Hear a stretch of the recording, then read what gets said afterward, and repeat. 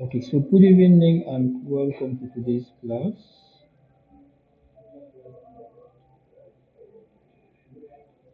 Thank you very much. Good Good evening. evening, sir.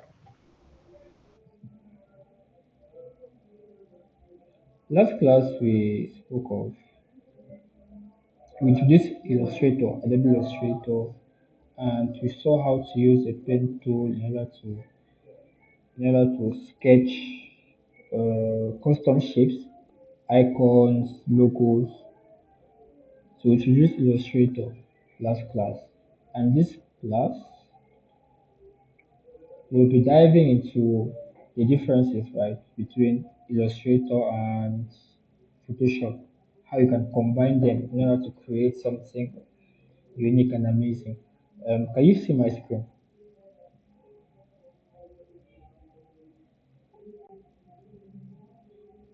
Can you see my screen?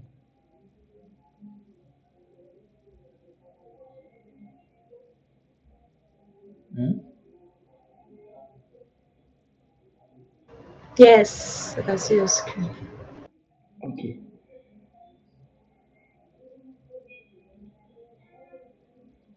So in today's class, we will be dealing with vector versus raster graphics and how to combine Photoshop and Illustrator. So in the lesson outline, we see the differences between vector and raster graphics, the strengths and limitations of each, some file formats such as AI, EPS, PSD, PNG, JPEG, SVG, when to use Illustrator or Photoshop, how to combine both tools in one project, and to have a class demonstration and some project tips is outlined. And for the objectives, the objective is to should be able to differentiate between vector and raster graphics by the end of the class, should be able to choose the right software for specific design tasks, to export and import files between Illustrator and Photoshop, combine elements from both programs in real-world design scenarios, and save work correctly based on project needs. For example, if you're using for a print need or for a digital need. So, what are vector graphics actually? So, vector graphics are made with paths and points and curves. Paths, points, and curves. They are resolution dependent and can be scaled infinitely. What are they best used for? They are best used for logos, icons, fonts, and illustrations. For example, the image you have on our screen is an illustration.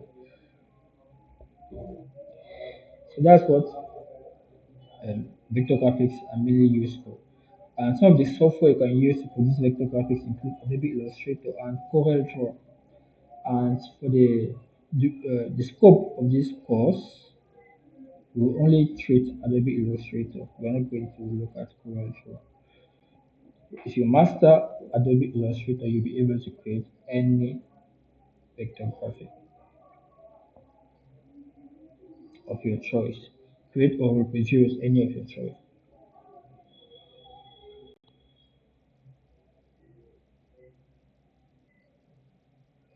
So what are raster graphics? We saw this before, but let's go it over again. Raster graphics are made up of pixels. Right? What would you say are pixels? Pixels are tiny colored squares. So for example, on this image you should see on your screen is made up of tiny colored squares. Each square contains one color. And the combination of all those colors is what forms this image like this. So last time we had to zoom even in Photoshop and you could see the pixels in this way. So if you zoom on Photoshop extremely, you start to see the details, the pixels, extremely zoom. So there you can notice it. You see, you can notice the boxes. Each box contains one specific color, and it is a combination of all these individual boxes with a specific color which forms this highly detailed image. So that's how our bodies are made up of. Our bodies are made up of single points of color.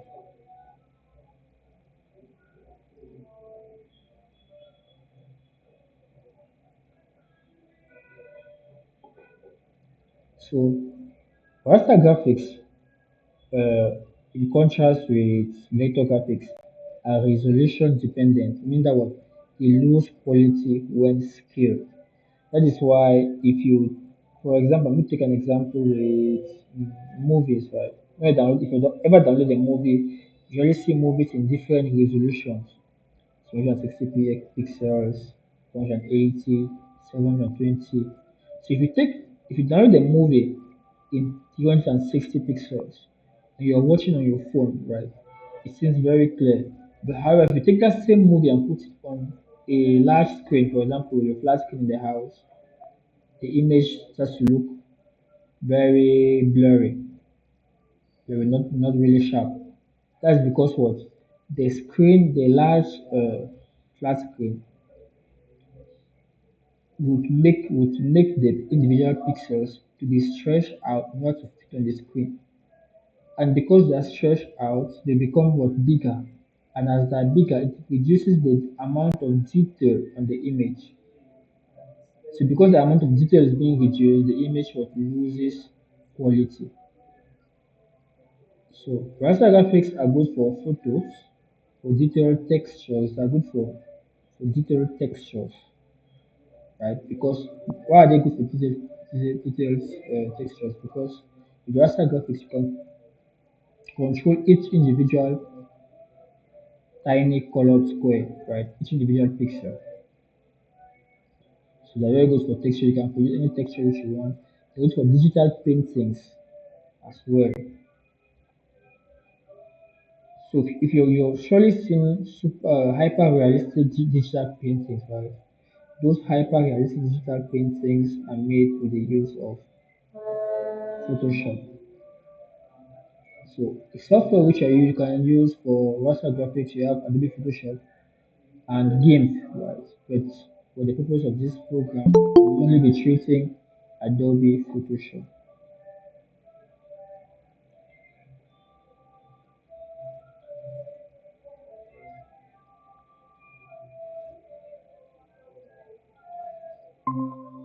We'll only be treating Adobe Photoshop. So what are some key differences? Some key differences between vector and raster graphics.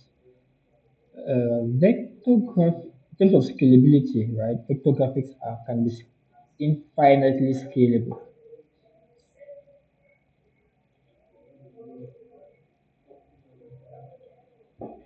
Okay. Vector graphics are infinitely scalable. Scalability means what? Increase in size, right? Means you can increase the size of a vector graphic as you wish without it losing quality. Whereas raster graphics are scalable within certain limits, meaning that past a certain point, the image has to lose quality. So if you compress it too much, it loses quality. As well as if you expand it too much, it's also going to lose quality. So in terms of file size, vector graphics usually have a smaller file size as compared to raster graphics because raster graphics are more detailed, but it also depends on its resolution. So vector graphics have simpler details, are very simple in nature, while raster graphics are usually more complex. And the tools which you can use, right? If you go over the tools, for vector graphics, you can use Illustrator, while for raster, you can use Photoshop. So when can you use vector? You can use vector for identity work and raster for editing imagery. By identity work, I meant things like, we saw it before, right? The typography, logos, icons, so I mean by identity work. So what are some common file types?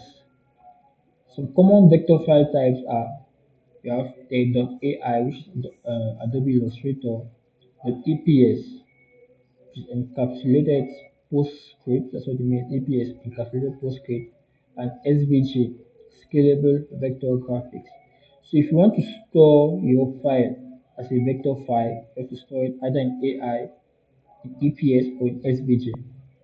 Whereas some raster file extensions, we have included the JPG or JPEG, which is a compressed image, the PNG for transparent backgrounds, and the PSD, Photoshop document.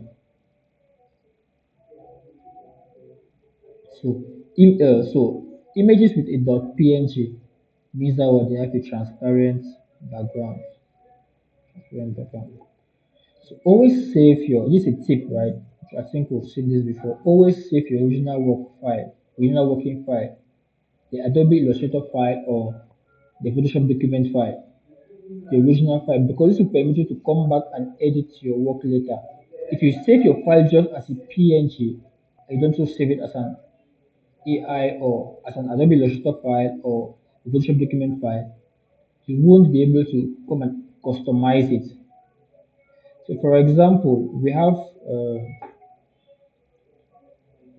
so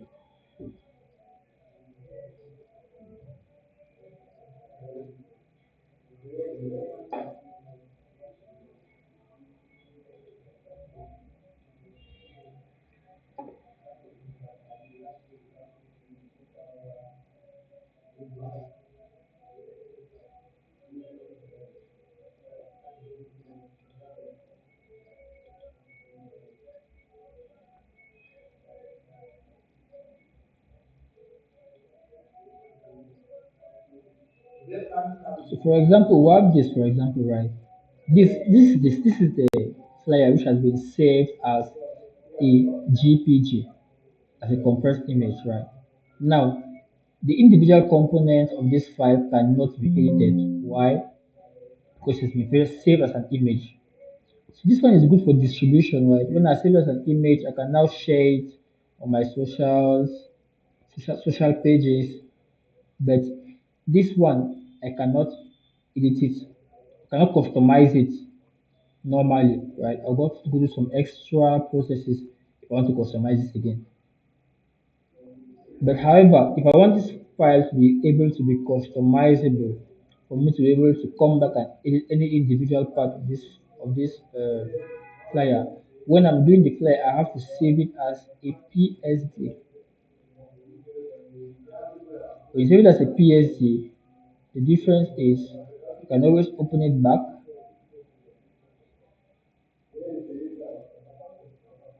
on Photoshop like this. Let's load, and now let it finish loading.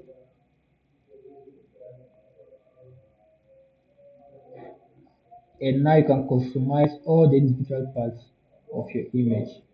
So always make sure when you're saving your file, save it as both a JPG file, an image file, and also a Photoshop document if you're dealing with Photoshop, or an Adobe Illustrator document if you're dealing with Adobe Illustrator.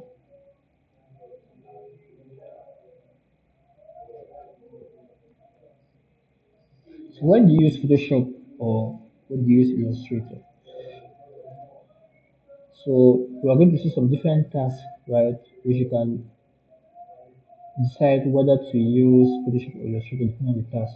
So for example, while photo editing or retouching, definitely that is Photoshop. You cannot edit or retouch photos on Illustrator. You can, but the resources are very limited.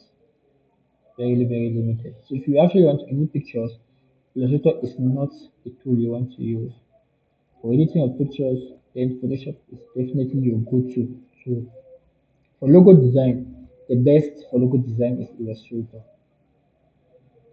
because of because mainly because of, as we saw last class, the pen tool and the customized shapes which you can create on Illustrator. So most of the logos you see out there were designed using Illustrator. You can also design logos with Photoshop. However, the best tool to do that is Illustrator. Social media posts, you can use either Photoshop or Illustrator, the one which you feel best to use.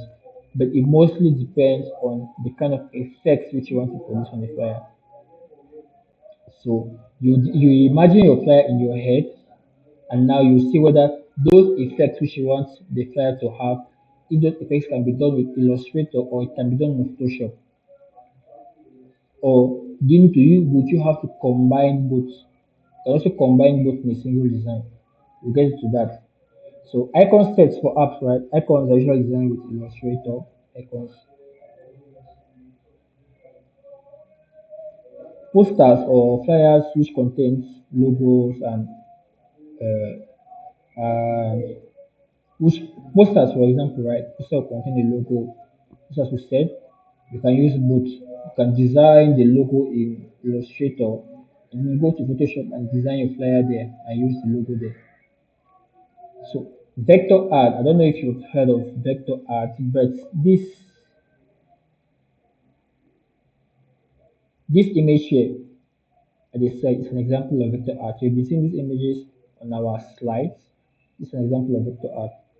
So these vector arts here are done with Illustrator. As you see this image here, they are done with Illustrator. Realistic digital art, I don't know if you've come across some, they are done with Photoshop. So if I wanted to create a hyper realistic digital painting, right, I'll use Photoshop because Photoshop is a raster tool. But if I wanted to create a vector art, right, vector art are less detailed. They are more simplistic in nature. They're less detailed. I would go for Illustrator. So combining Photoshop and Illustrator is an example workflow. You can create your logo in Illustrator in a vector format, save it as an Adobe Illustrator file for you to be able to come and edit it again later and modify it. You export as a PNG so you can use it anytime on any design, no matter the software you're using. We're using Photoshop, Illustrator, Pixel Lab. You import that PNG file into Photoshop when you're creating your flyer. If you use Photoshop to design your flyer, you import your PNG file into Photoshop, design a flyer, your poster. You place as a smart object to preserve its quality. Well, Photoshop will automatically convert it to a smart object once you place it. And now you can add your photos, add your text, and apply your Photoshop effects to create your flyer. So take an example on this flyer which is here, right? The design, the course flyer. The logo here was designed with Illustrator, right? The text here and the text and the effects were done with Photoshop. So this image you see on the background here, Photoshop, this image here, Photoshop, and the effects, you see some lighting effects here, lighting effects, even on the girl, you see, how they call it again?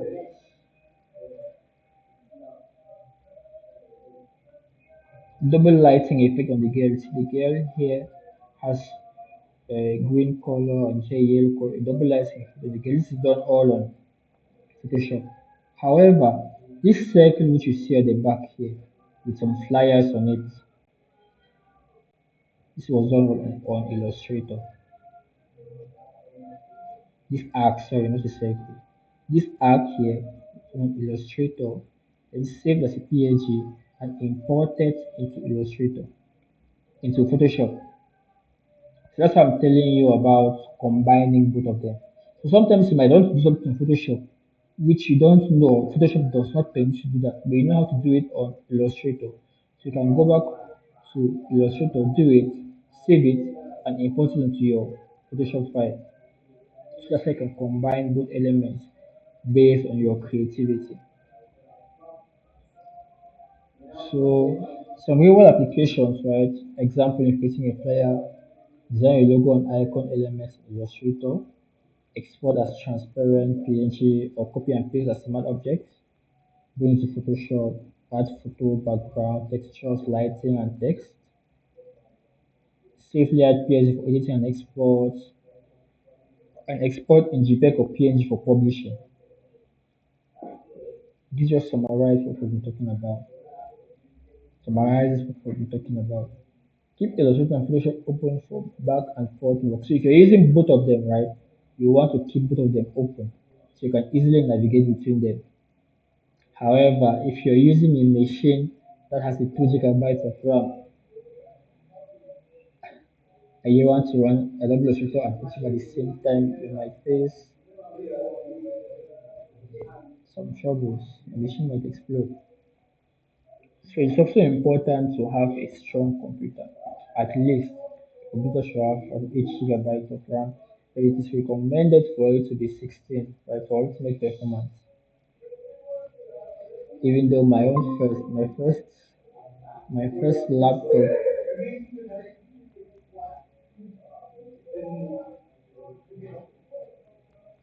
my first laptop had 4 gigabytes of RAM, and I was using um, Photoshop 2020 and Illustrator 2021 on it.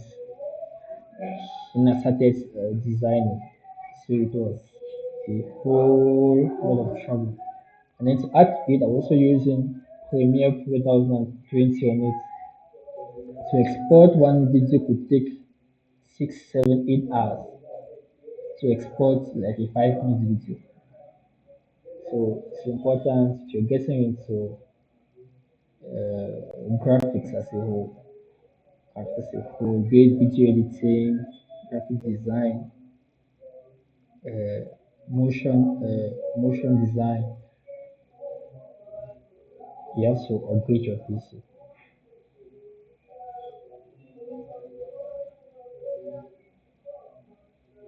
So some discussion questions, right? Let's discuss a little bit. Why are vector graphics better for print and branding?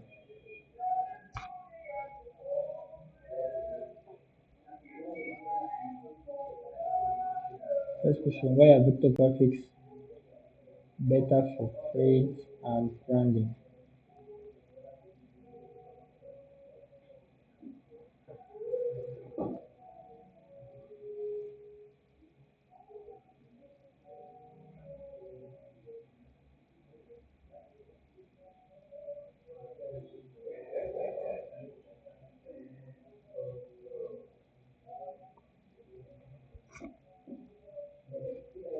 No response.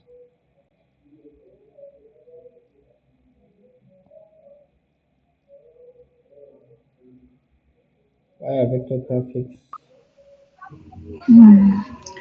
They are not like rastered images. They are not composed of pixels.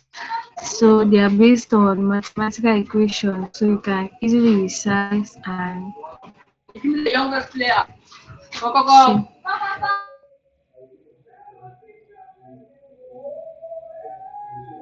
Yeah, so basically, you don't lose quality when scaled, right? You don't lose quality when scaled.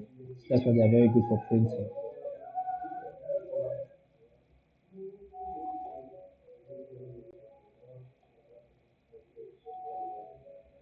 So number two, can a raster image be converted into a vector, and how?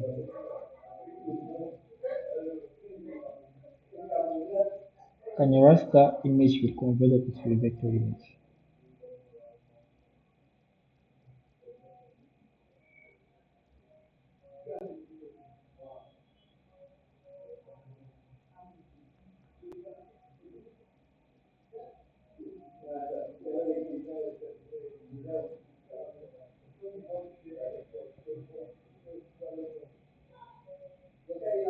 Can a raster be converted to a vector?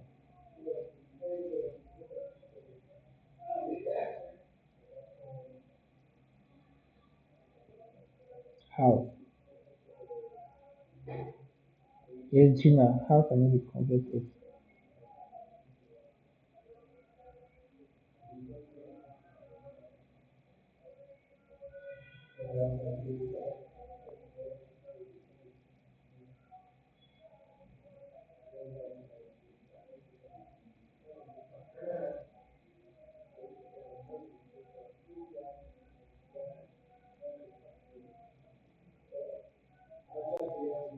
No response.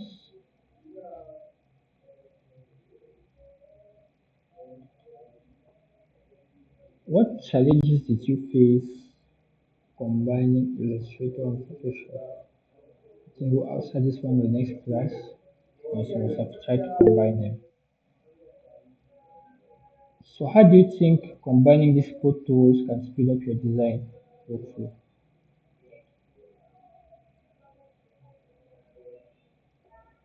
How do you think combining both tools can speed up your design workflow?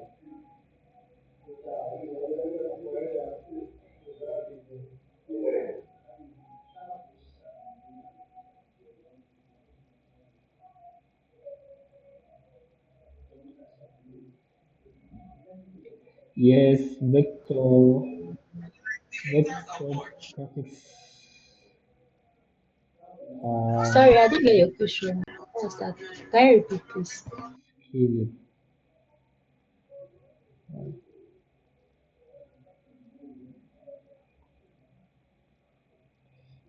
For you said graphics, vector graphics are easily editable. Even raster graphics are editable.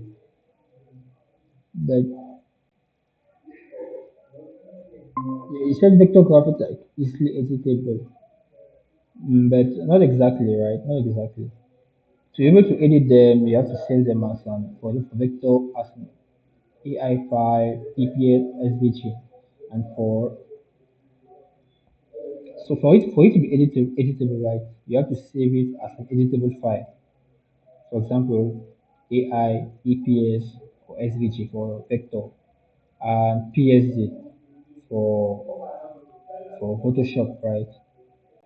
So both of them can be editable as long as you save it as an editable file. But now the difference between vector and raster is that vector can be scaled without losing quality, while raster is limited. It can be scaled with a limit, right? So past that limit, it's going to lose quality. So raster graphs are just like if you did science, like Robert talk about Hooke's law, elasticity,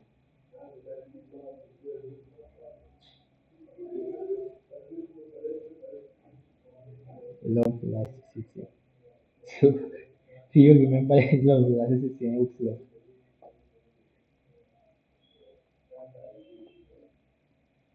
Yeah, so far as the elastic limit is not exceeded, the force is directly proportional to the extension. That's how raster graphics are. Once you stretch it, once you scale it past its elastic limits, it loses quality.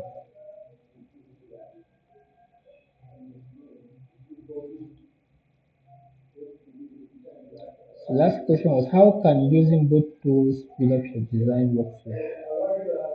How can using Illustrator and Photoshop together speed up your design workflow?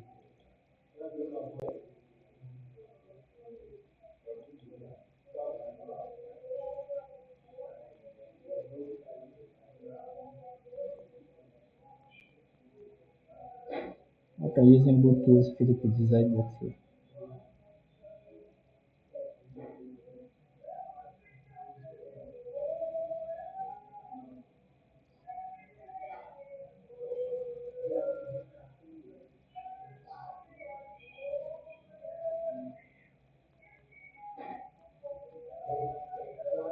No idea.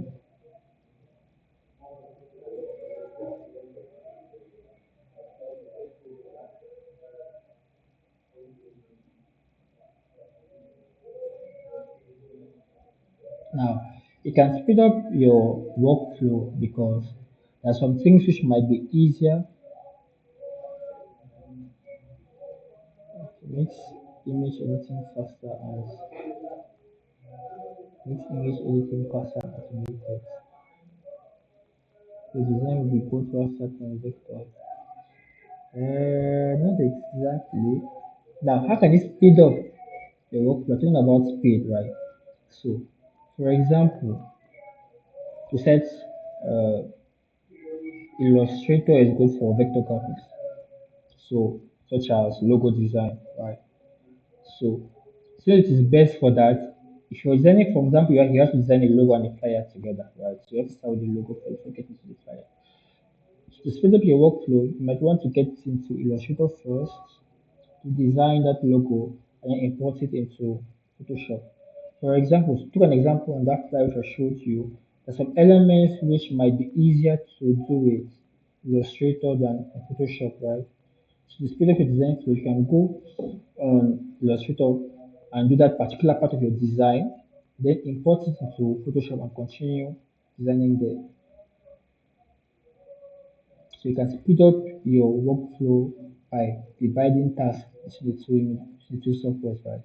By completing a particular part of the design in Illustrator and finishing the rest on Photoshop.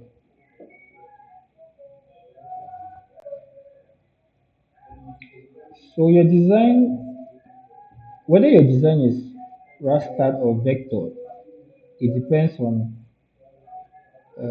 yes, it depends on the software which you use to make it and the how you save it and how you save it as well matters.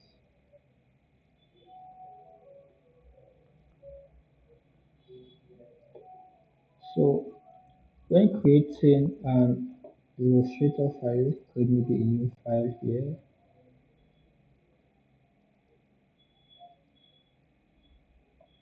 Okay, let's just create it. Enter everything as it is and create it. Oh, one thing I forgot to mention is in Illustrator, right? In Illustrator is also very good for multi-page content. You know, I understand by multi. Do you know what I mean by multi-page content? So for example, if you're designing a brochure, right, or a book or a booklet, then Illustrator is will be easier for you to use to design those. If you're designing multi-page content, right, like a brochure, like a small booklet, then I recommend using Illustrator.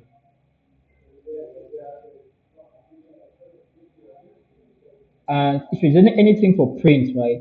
If you're doing anything for print, make sure you save your file as a PDF. So if you're designing maybe a brochure, right? You're sending a brochure is to be printed. Brochure usually are not for social media. When you finish designing, you'll be saving your file. You go to File, Save, Save on your computer. If you have a good cloud account, click on the drop down. See this is the Adobe Illustrator. You save as Adobe Illustrator, it will appear like this on your computer. This is how it will appear. You can save as a PDF, Adobe PDF. This is good when you want to print. And then the good part about Adobe PDF is it can also be edited. So when you save your file as a PDF, if you use Illustrator, saved as a PDF, you can import it back to Illustrator and edit it. Same thing Photoshop. If you're using Photoshop, you save your file as a PDF in Photoshop. If you take that PDF and bring it back to Photoshop, you'll be able to edit it. So for the create PDF is good for print. So if you're planning to print your design, save it as a PDF. If you're not planning to print it, save it as a JPEG or PNG. Now it's for screens. So there's some other file, the EPS is just like Illustrator, right? Just like Illustrator, the AI Adobe Illustrator. Same with the SVG. SVG is usually good when you want to use it on a website, right? You want to use it on a website.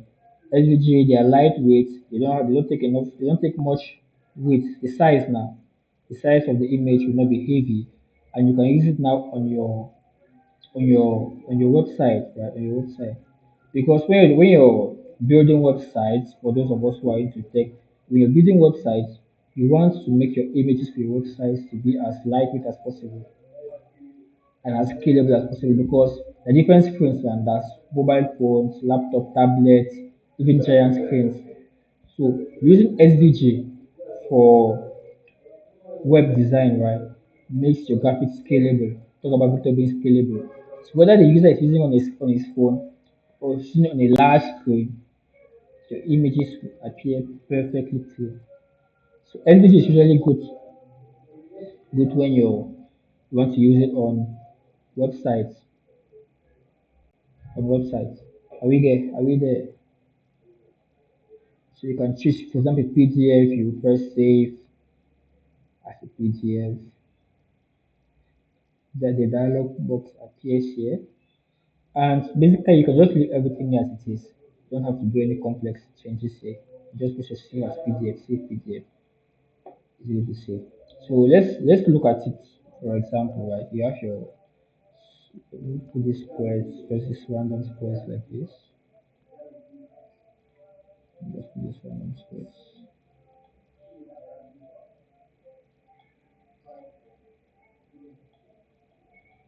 Now let's save it as a PDF. And you will see save as save in computer. Let's choose PDF.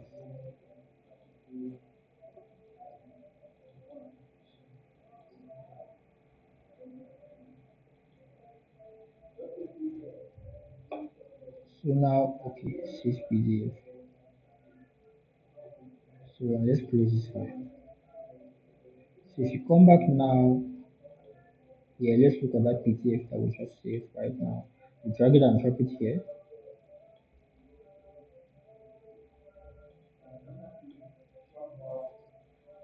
See how it opens now, and you can edit it back as you wish. So, for example, if you're designing something like a CD, right, I also highly recommend using Illustrator. Highly recommend using Illustrator. And if you don't know, if you have any particular thing you want to design, don't know which tool you want to use, you can always ask it in the community or ask me directly, and I will recommend you what tool is best to use, what you want to do. So when designing CVs, for example, I use Illustrator. When designing brochures, small booklets, I use Illustrator as well. It's easier to manage pages here. There's also another software, right, which is very good for. In fact, it was particularly made for designing uh, multi-page designs like booklets and stuff like that. It's called maybe InDesign.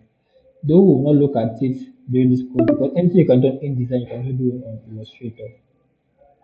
But it was specifically made for this.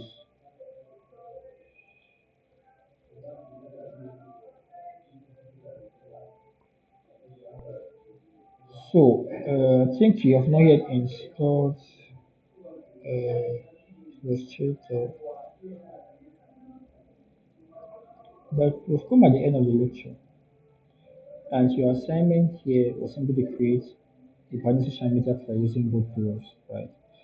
You were to use that simple logo which you were supposed to have designed the last class and design a flyer with it on on, on Photoshop. So your assignment today was supposed to be to use the logo which you were supposed to have designed in the last class and design a flyer on Photoshop with it. This is something I wanted to show you on Photoshop which I have not shown you before. I'm supposed to have shown you this already. It is how to put an image in a shape. In a shape. So let's go to Photoshop. This is our shape here. Take this. Okay, let's go to yeah. If we create a shape here, for example, like this, we do not have any shape which will be perfectly circular. Here's our shape, right? Let me duplicate this layer here. Bring it on top. So now, we created our shape here, right? And we want this image to appear within this shape. So what we to do is we right click here and do create clipping mask.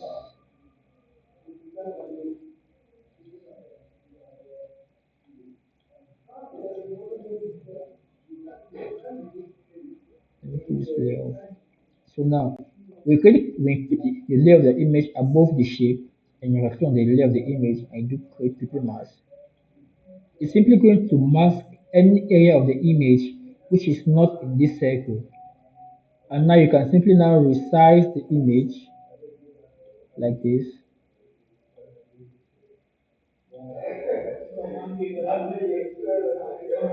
You can simply now resize it like this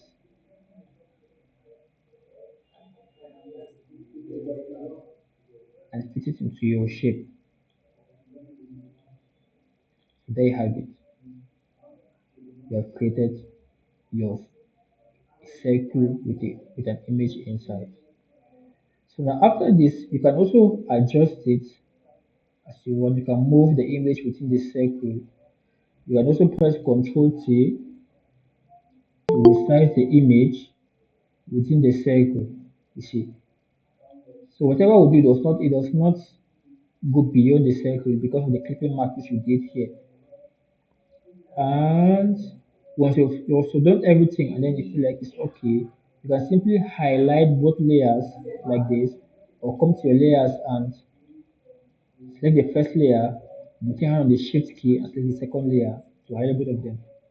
And you will right click on the layers here and go to convert to smart object. So when you do that, it's going to join the two layers together, and now you can display them or resize them as one, right? But the beautiful part is if you click here now on this image like this, on this smart object here that you just created, twice, double click here twice, one, two, please open a new box here, a new file here, where you can resize your image or edit it again as you wish, as you see fit. So this will called as we did before, non-destructive editing, right? Because what we can always come back here and rearrange everything we have done before. Once we're done, you can select the move tool here and close it. Once you close it, this will ask us if we want to save it. I will simply say yes. It brings us back to the original file and the image has been edited here. You can use it for any shape, be the rectangle, the star. So that is how you add an image in a shape. In a shape. It's something which I had not shown you till now. And another thing which I had not shown you on the filters panel, right?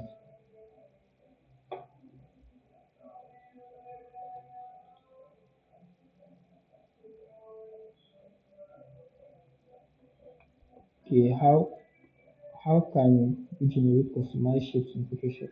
Because we are only limited to square, circles, lines, and a few customized shape. Okay,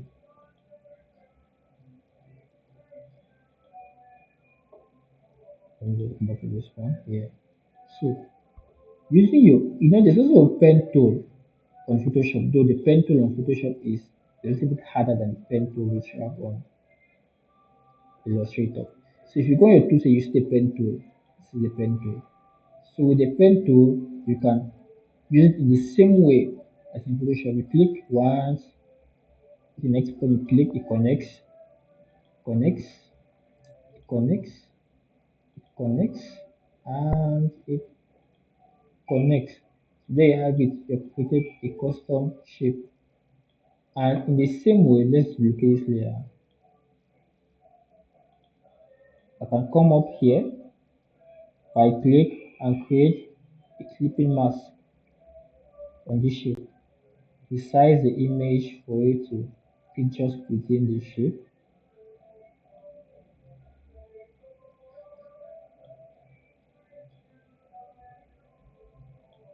like this. Once I'm done, click on the first layer of the shape, then I want to shift, click on the second layer above.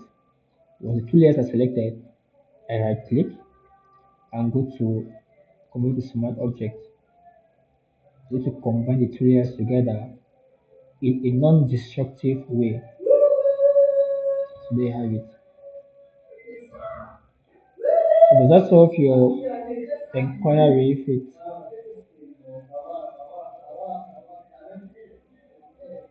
okay?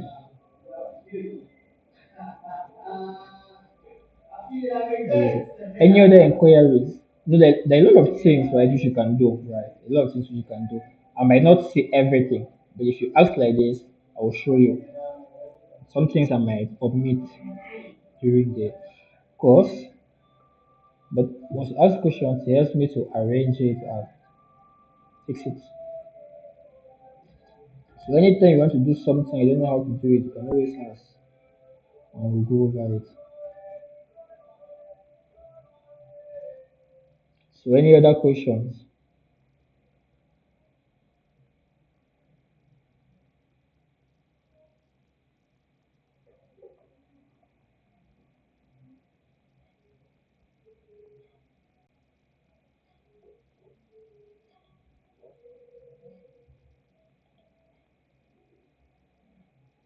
about fonts? Where to get fonts or how to install fonts?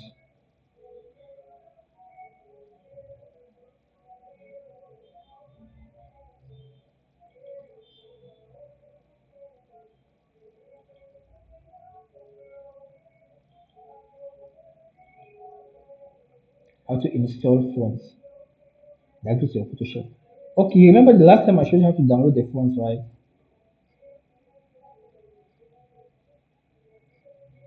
So go for example, let's go to a new tab.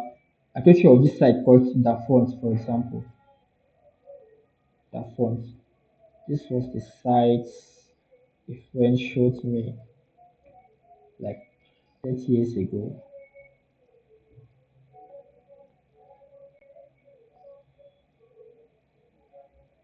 It's not the only site, the other site as well, but the process is the same.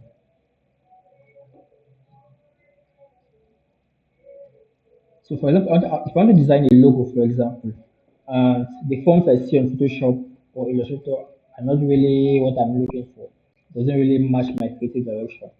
So I can simply come here, for example, on the fonts, and they're different, and you will see there are different categories here: cartoon, comic, groovy, old school, curly. For example, if I'm looking for a curly kind of font, I can type on curly here and see what appears. See, so there are a lot of different fonts that appear. So let's just say it was for a pastries brand, right? This font kind of look nice for a pastry brand. I can simply download it here on the download button.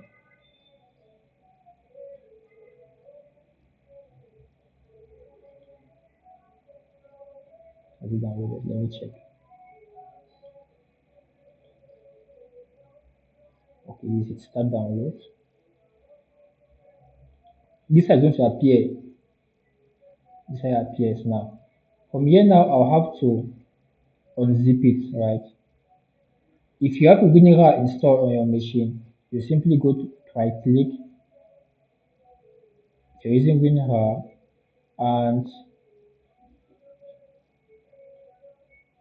if you're using vinegar, you can right click here and go to vinegar and select extract files. Extract files. That's for Windows 10. If you're using Windows 11 like me, you can just press here, extract all, the same process, extract. So if you don't have vinegar installed, you have to go download vinegar and install it. So this will appear. Now open it. This is the font here. So now, but how do I now install it? I can simply right click on it on the font and you see install here. Click on install. Just wait. The font has been installed. Sometimes when you download the font, so there are many variations here. You can simply highlight all of them and install at once. For example, uh, okay, this one, the Merriweather. Let me unzip this one. Let me unzip this one. You'll see extract all, extract. Take a while. So what was our font's name? It was a Sweet Resty, right? Sweet Resty. So now let's go to Illustrator and see if we can find that one. Or Photoshop. Let's say Photoshop. Let's add some text here.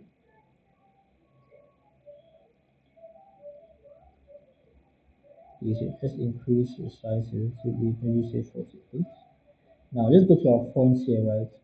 Let's go down. It was S, right? Let's go to S. OPQROS Sweet SW. Let's go down. Visit Sweet Recipe. You commit. So it's our phone. So you can say maybe uh,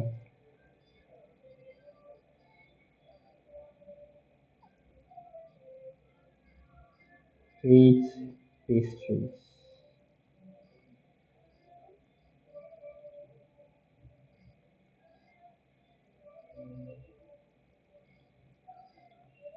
So you see,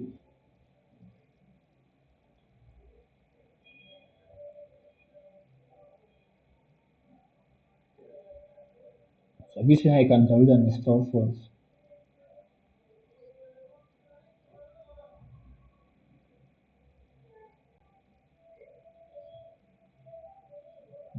So the call ends in 2 minutes. So once you install the phone, you can use it on any software on your computer. It automatically adds to all the softwares on your computer, everything. Because in under a minute. So should we end at this or would you like us to continue? Because I've finished what I want to do today and if I continue it's only about questions. So before the call ends, just tell me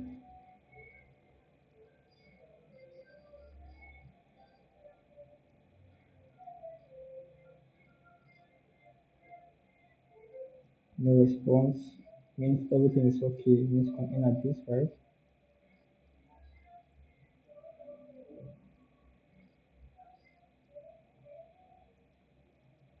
Okay. So thank you for attending. I will see you in the next class.